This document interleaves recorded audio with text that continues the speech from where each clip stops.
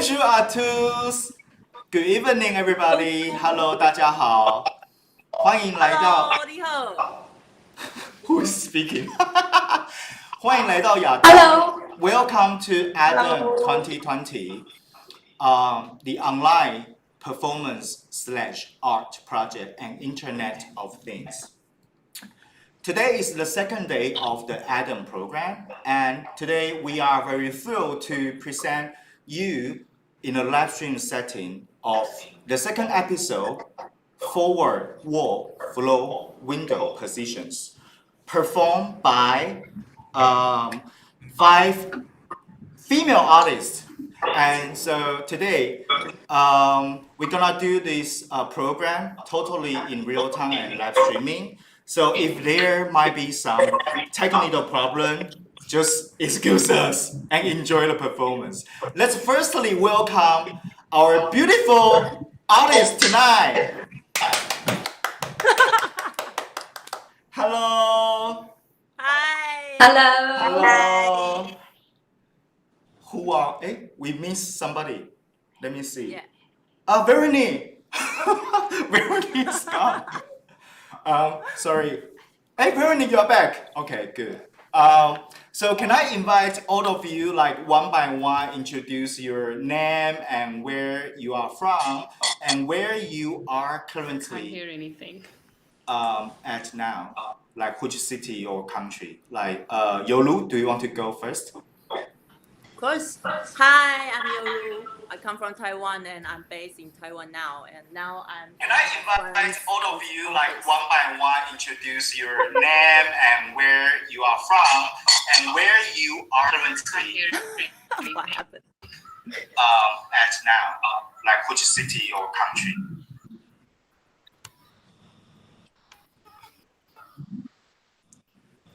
Like Yolu, do you want to go first? Of course. Hi.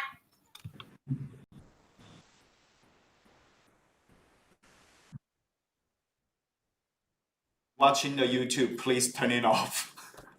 Oh gosh. Because in this live streaming, we have 10 seconds delay and you will get confused.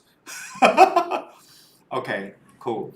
Yolu, sorry, can I have you to introduce you again? Okay. Hi, I'm Yoru Ling. I'm come from Taiwan and I'm also based in Taiwan. And now I'm in my friend's office. Oh, so Yeah. this is now your apartment. Okay. Yeah. Okay. Because my apartment is so tight. Okay, I see. Okay, cool. How about Xinjiang?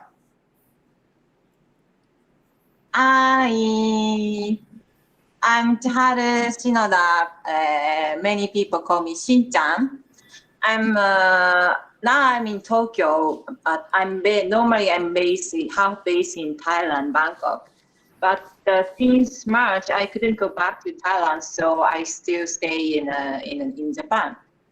So today I perform from my room in Tokyo. Okay, cool. Yes, and now you are 9 p.m. there, Tokyo time, right? Yeah, 9 p.m. Yeah, cool. So today, Yeah. Right. And okay, how about Veronique? You need to turn on your microphone. I can't hear anything, but I think maybe it's my turn. My name is Venuri, and I'm joining from Colombo, Sri Lanka, Thalawatagoda. Yeah. And I see now you have the sun in the afternoon time, which is nice. I don't know why, guys. That's okay. Okay, the next one. Oh no. Don't worry. Okay, Yanqing. Hello, I'm Yanqing. Normally I'm based in London, but now currently I'm in Taiwan until September. Cool. Yeah. And are you going back to London afterwards? I'm going back to London beginning of September. Okay, I see. Yeah. Okay. We need to hang out and have a drink after this. Okay. And Yijun, please. Hello, everyone. I'm Yijun. Taiwanese name Liu Yijun, 蔡佳明. And everyone is calling me Daniel. I am native Taiwanese. Usually, every summer I go back to Taiwan, but now at the moment I'm in Brussels and very luckily working on a new creation. So I am currently 2 p.m. in Brussels. Oh, yes. Cool. Okay, thank you for today's artist. Now I'm gonna let you go. Go back to the backstage and to prepare. Okay? See you very soon.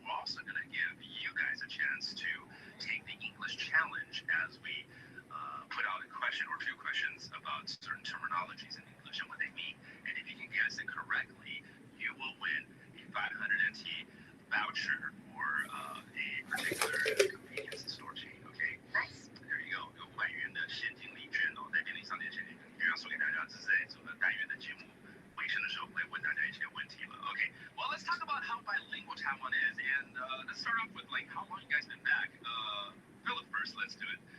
Because you're back for a shorter time, I think, than Janet.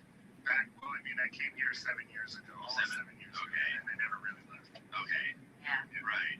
So 7 years in Taiwan when you first came back. Taiwan was already pretty 2013. Yeah, the end of 2013. Okay. And did you command enough Chinese to get around, or you had? Well, when I first came, I didn't speak any Chinese, so there you go. I relied on all my friends mostly. Yeah, and so their Chinese was good enough that it wasn't really an issue. But there were a few times where people were definitely very willing to help, which is really great. At least they tried. Yeah, they tried. Right. They're very accommodating, and even if they can't figure it out themselves, they'll always bring up their phone or some way. They'll figure out some way to communicate. Right. So it was pretty easy for you, even without speaking the language. Yeah, definitely. It's not intimidating at all being here. Do you see a sort of an improvement in the last 7 years as you go out, or your Chinese is getting better and better as well? So yeah, I don't really use English that much when I'm dealing with like the average person on the street. Yeah. Okay. So it's even easier now for you. Then you tend to not notice what's changing. Yeah. But how about you, Janet? I mean, you've been back here for quite some time now. Way to admit. I've been here 19 years. Crazy. I can relate to that because I've been back here for now. And when I hit the 15-year mark, I kind of don't want to finish the Well, I don't know why it's that, but it's like, that's too long. You don't need to. for me, it's when if I'm planning on it, but in 2 more years, I will have lived here longer than I've lived anywhere else, including the US. Which to me, it's really bizarre to think that I spent more than half my life here. So I think I went through that phase too. It's like, wow, if anyone were to ask, where did you live most of your life? Now you say Taiwan. Yeah. Well, some 20 years ago, that would never come into the picture. right, I wouldn't have ever imagined that I would end up here for this long. So when you came back, well, of course, you did a television show, Fun Taiwan, and you were bilingual, but it was still like very easy on the Chinese, right? Well, when I first got here in 2001, I didn't speak any Chinese. Any Chinese? Any Okay. Chinese, Wow. yeah. Okay. So same. And for the things people expected me to speak Chinese. So it was a blessing and it was also a curse. It was a blessing because I improved so fast because everybody just threw Chinese at me. Yeah. It was a curse because I was kind of like, I really don't understand what you're talking about. And I remember I would get annoyed by things like, I would have a foreigner friend and I'm trying my hardest. Like I'm really trying my hardest. I'm like, 我想要, I'm saying my broken Chinese, and then the foreigner would be like, 谢谢, and they're like, wow, 你的中文好好. Excuse me. Yeah, and I was like, that's so not fair. Right. That happens 100%.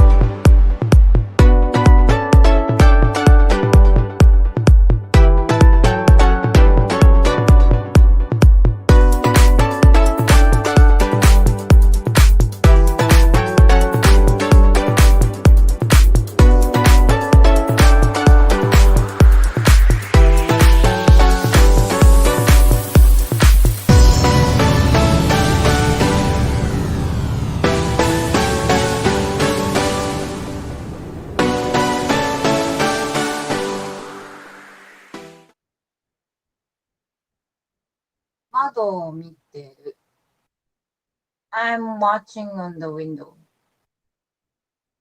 で、窓は半分開いてて、the window open, but only half. で、その横に黄色い布があって、there's yellow fabric that I bought in Thailand.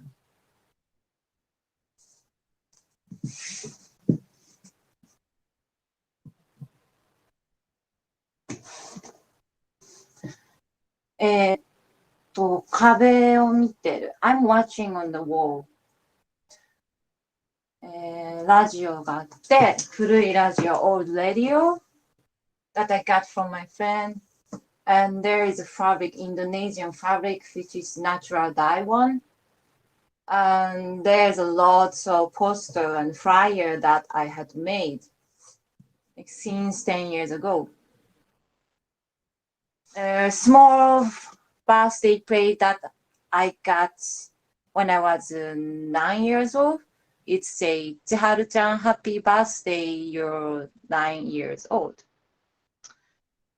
And there is a small props that I used before. It said non entrare in Italian. A small piece of paper or Chinese currency and recommended blue spoon, red spoon, pink pinch, blue pinch.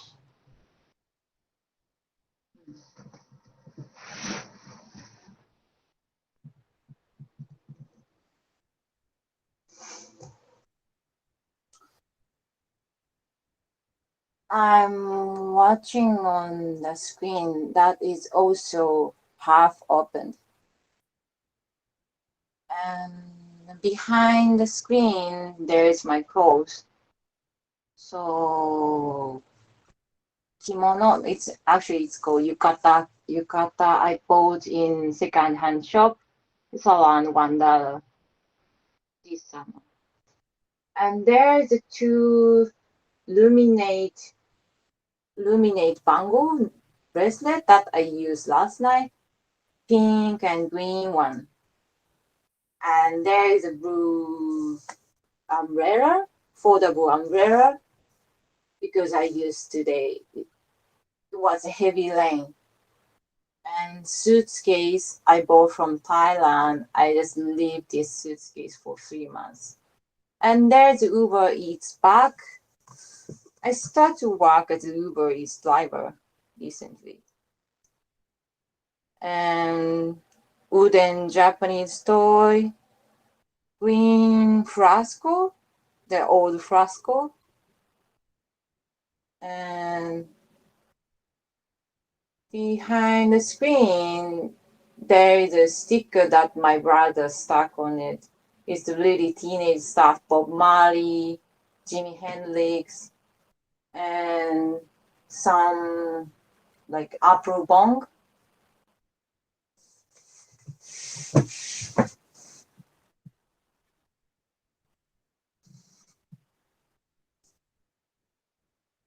I'm watching on the wall, and there's a teddy bear, and broken coffee mill, yellow coffee mill. Beside that, the green sand clock that I have since, it's also really old, like 9 years old or 8. And already used mask, my favorite mask, neon yellow mask, an empty bottle, rum bottle, which is the bear's shape. And then there is a cat toy, but my cat never play with that anymore. So poster that I had in Okinawa is called Isla. I really love this illustration. And pink toy that is used for lava stick thing. And there is alcohol that I use for my hand. And there is a tampon that I just leave it on my desk.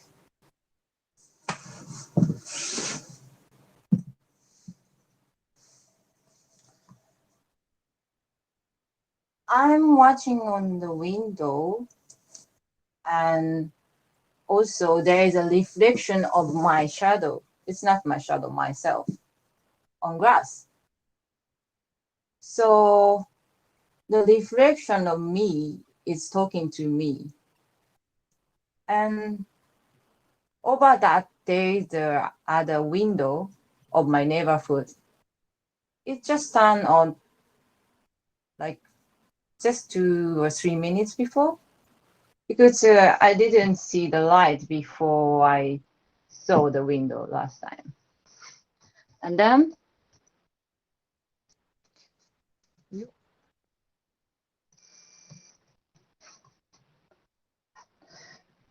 yeah, beside the window there's a lot of can I already used. I don't know how many cans I drank for this time, like stay home time. And then now I'm watching on the screen and I try to watching on you. And you're watching on the screen and you may be watching on me.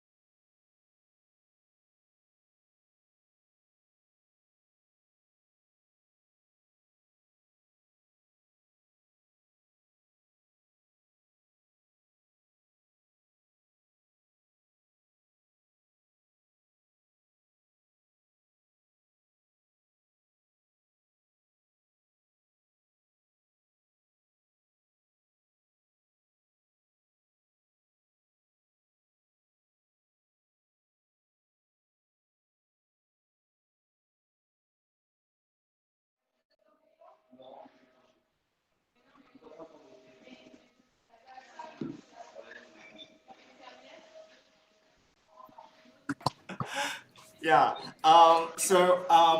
Now we are going to do a post discussion, but before that, I would like to briefly contextualize this program and the project ADAM Online to our online viewers.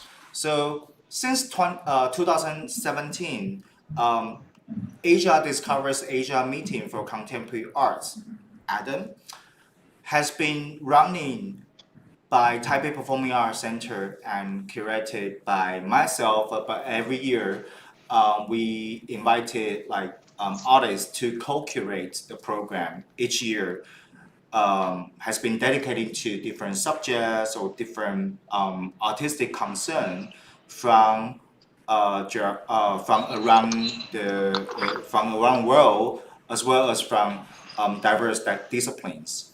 And this year, because of pandemic, we all know that. So we have decided to present an online performance art project together, curating with Lino from Cambodia and CMA from Singapore, Madeleine from Australia, and also Elia from Indonesia to co-present a series of programs responding to the ongoing crisis of the ecological issues and the politics of performativities and so on. And so when I first came out and conceived this project, forward wall flow window positions, it was actually inspired, of course, by the everyday experiences, because I'm basically based in Paris and have been experiencing that lockdown and confinement everyday situation. And at the same time, I was wondering like how we can really challenge ourselves and also responding to or even like expand the context of the web space, like treating the web space and screen, the screen, the framework of the screen itself as a performance space, and how the artist's body would be encoded, decoded, reconstructed, reframed in this live stream real-time setting. So I have invited 15 artists and to present their response and their new creation online, divided in 3 night programs. So today is the second episode, and then we have the beautiful lineup of the artists now. And then now I was actually unexpected that because through today's casting, each of you has been really, amplifying the artistic approach socially, politically, in very various ways. And I'm wondering, like, how did you, when you received my invitation and with the concept forward, like, how did you come out this idea to present your performance? And could each of you share with a little bit your creative process? Like, how did you think of this idea and examine the situation of the web space and the internet sphere? Maybe we can start with Yijun.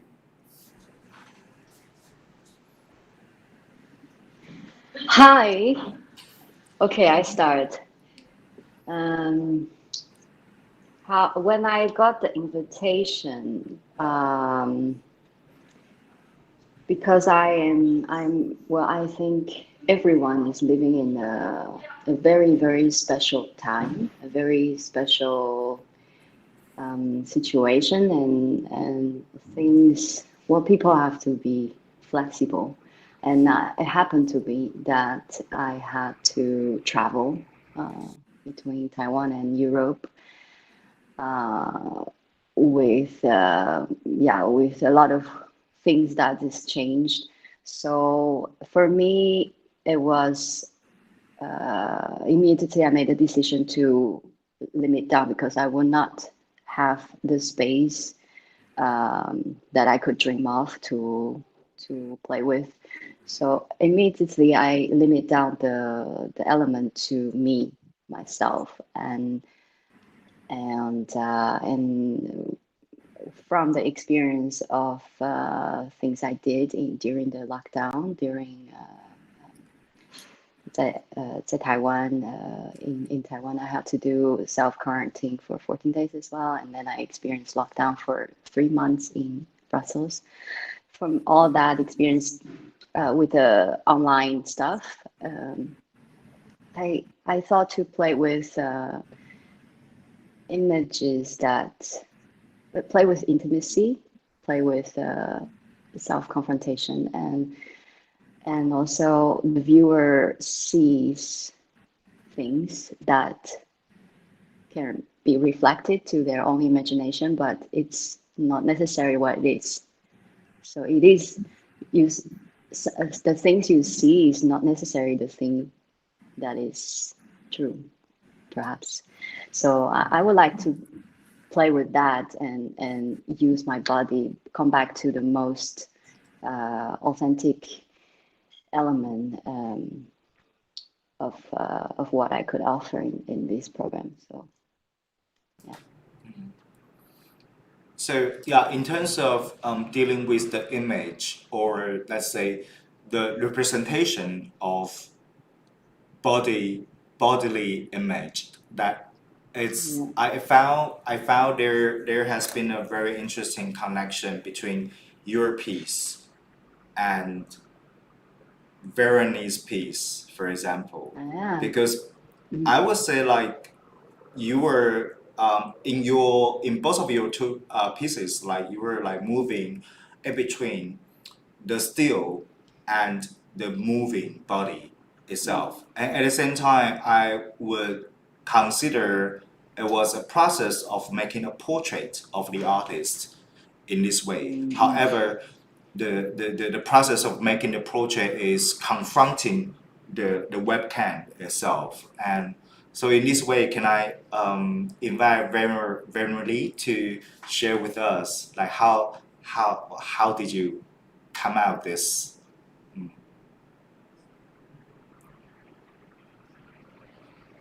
Well, first of all, thank you very much for inviting me to be part of this. It was,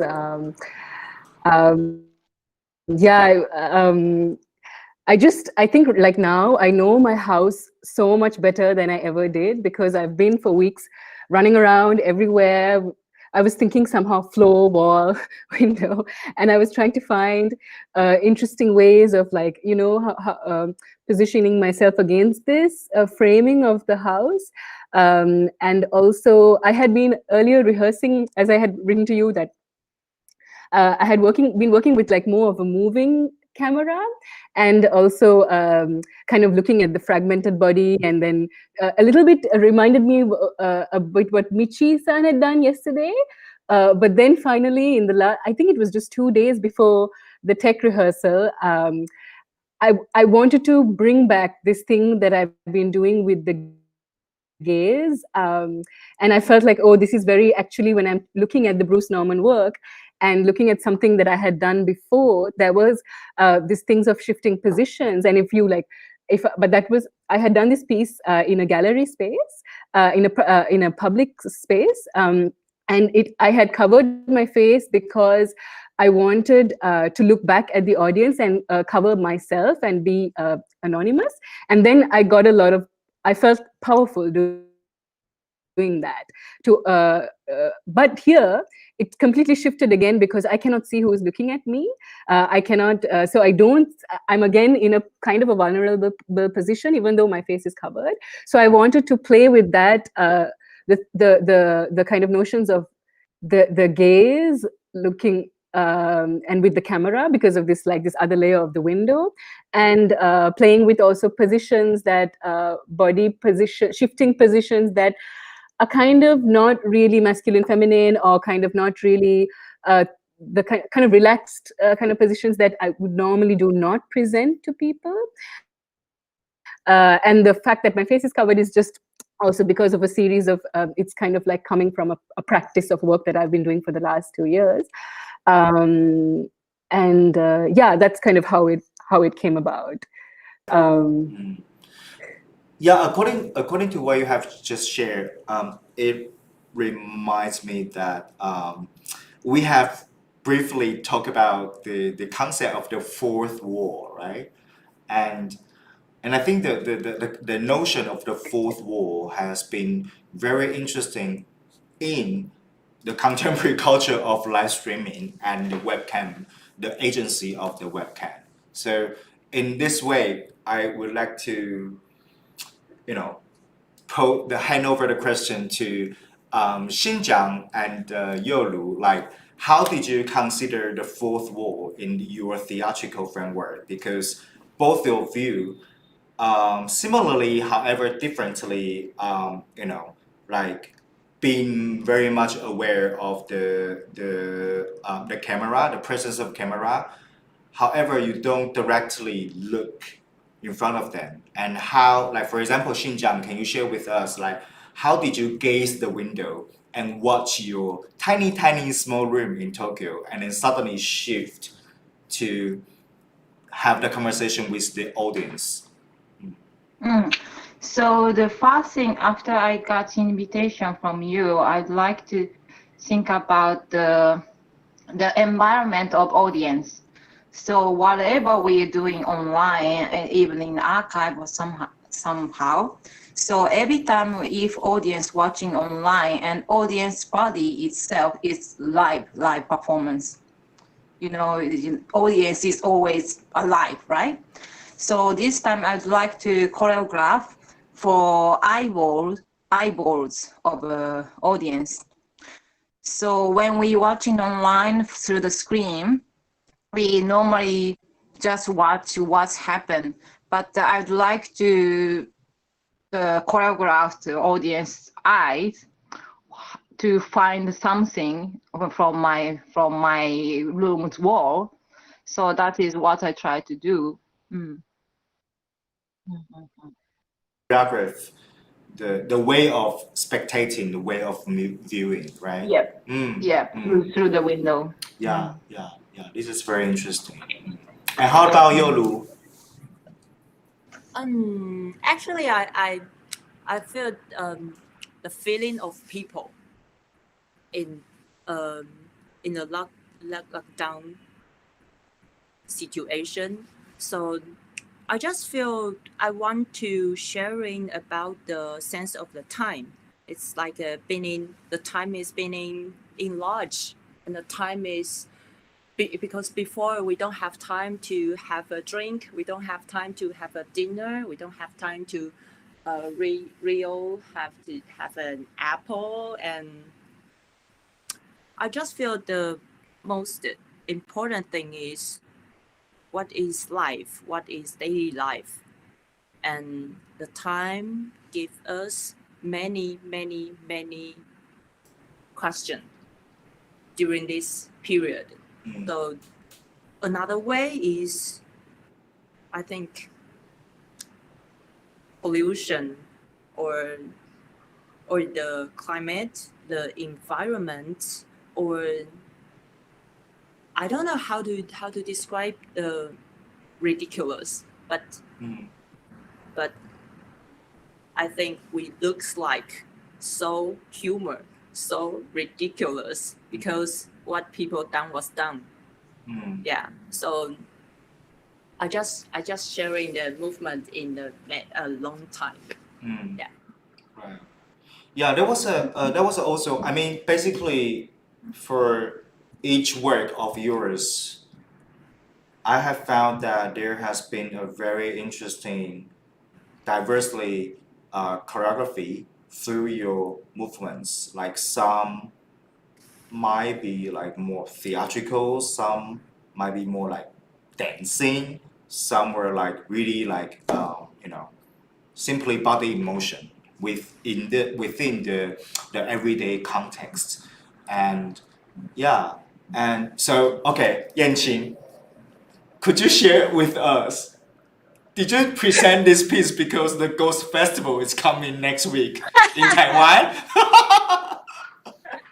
No, I guess also the soundtrack. I like the breathing machine because I also experienced the quarantine in Taiwan, and then and also with the material of the plastic, which like I with the concept when I get the invitation have this wall, floor, and window for me is just a screen, so is that fabric can also make something happen through the screen.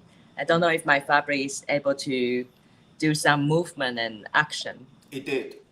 Yeah. So and with my hair, because somehow I tried, like I'm not playing the rings, but it went into like a ghost. But for me, because during the confinement and also during the quarantine, I have a very limited space, but I always try to set up a little stage in my own room. So that's also my experimental to see what can I do even within a small space. Can I make some atmosphere even through the screen? In that sense, yeah. So that's what I'm playing as well. Also with the strobe light. Right. Because somehow to play with strobe light, I don't know how the audience feel, but it made me think of my inspiration is from Dream Machine. Yeah.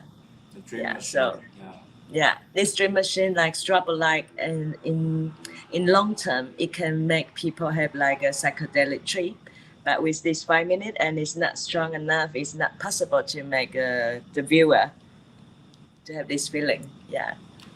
So. Yeah, in terms of the how did the audience feel, you guys are very welcome to leave comments on the YouTube channel. Yeah. For now, and then yeah, any comments will be appreciated. So we are basically running out of our time. So for the very last minutes, do you still want to share something more about the process or giving some feedbacks to another artist's work? I want to have one comment for the first one. Lin Yuji, no. Yoru. Yoru Yeah. one. I really like you use the radio because radio is also the technically is like can communicate with distance, but also really local thing. And then I really feel, yes, you are in Taiwan, and I really love that atmosphere. Thank you.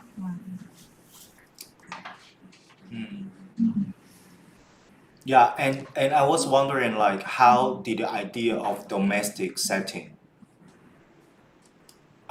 apply to you or not? Because at the very beginning, according to Bruce Nauman's work, it was like in sort of like his studio, and then originally I was proposing to present this performance in a domestic setting, but of course it's again expanded, right? It doesn't need to be necessary at home. It's more like the referring to the spatial conception about the domestic. Yeah, for me, the domestic it means that I turn into the layer of times. Just the different times pile up on the same place. It's something like that for me. The domestic. Right. I would like to hear from the other artists too.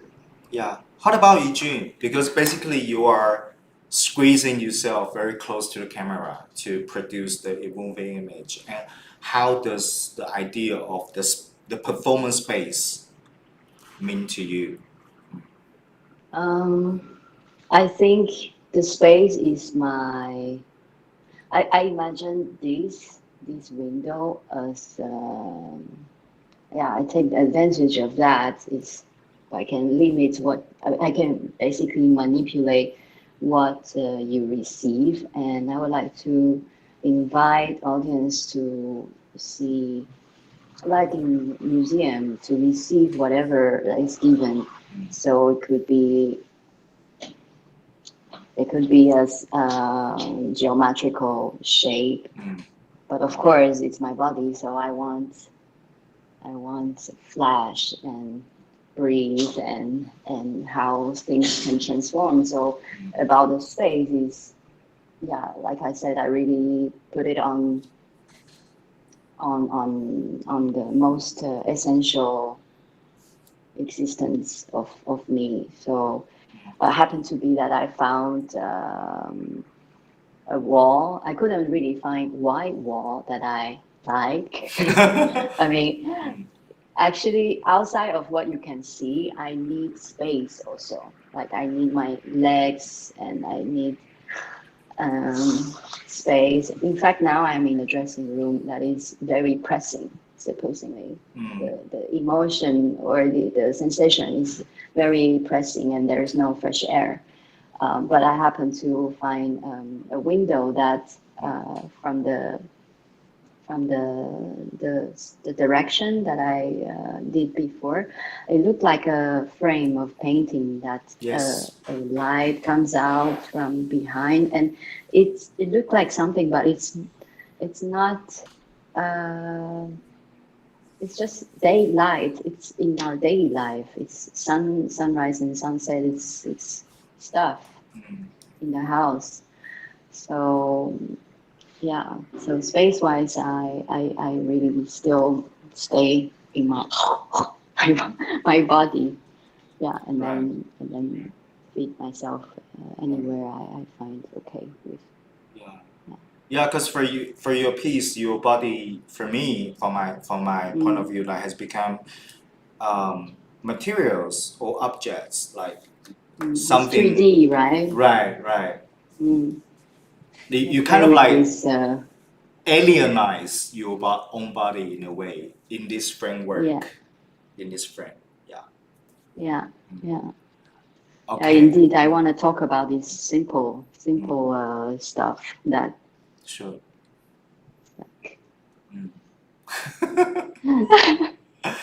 Okay.